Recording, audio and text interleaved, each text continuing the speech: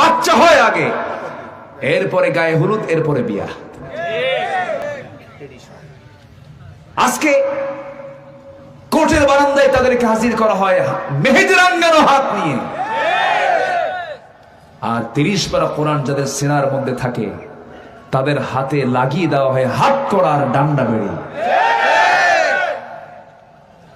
সম্মানিত ভাইয়েরা, জমিন গজব কেন হবে না? জমিনে গজব কেন আসবে না? যখন সমাজের সম্মানী ব্যক্তি যখন লাঞ্ছিত হবে, গজব সেই সময় আসে।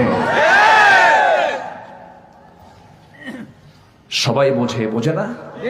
ফেরাউন বুঝতো মুসা সত্যি নবী। আবু জেহেল সবচেয়ে বেশি কোরআন শুনেছে, সারা রাত দাঁড়ায় দাঁড়ায় শুনতো কোরআনকে।